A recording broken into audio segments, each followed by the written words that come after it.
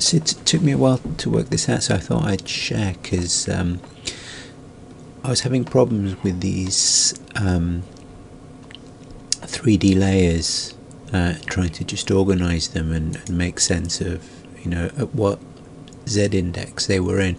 And if, like me, you're used to a 3D package, you're kind of used to working with 3 dimensions in 3 dimensions, and it seems odd that AfterFX doesn't do that, but actually it does. And I'm not sure if it was covered in any of the live sessions. Not had a chance to see those, unfortunately, but I thought I'd show you how I did it. So the first thing I did was to essentially have 2 views. So currently our view is just the active camera.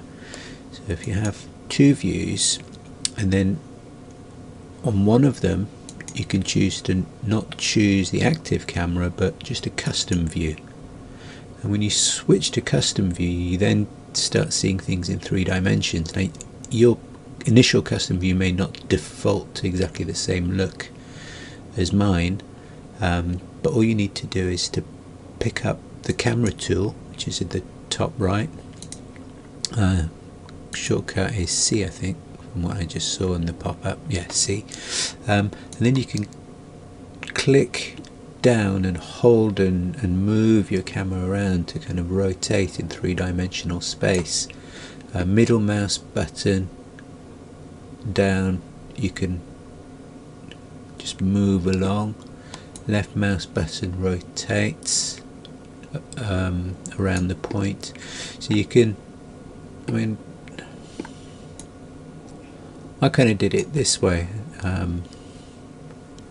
think, yeah. So, and right mouse button allows you to pan back, or dolly back, I guess it would be, and so you can get the kind of view that you need, so you can start seeing, right, this is my camera and this is how things are moving, and the camera is moving through these different 2-dimensional planes. But it becomes much easier to organize things. So if I just use a normal selector, I can then also use, you can see how it's, as I'm hovering over the blue arrow, I'm affecting the Z index, so I can move that left and right just on that axis.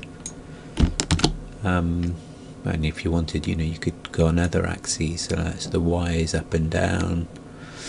So it's just, yeah, so you can select your layers in exactly the same way, or you can select them here if you would rather, and then just pick up on the Z axis to move it left and right.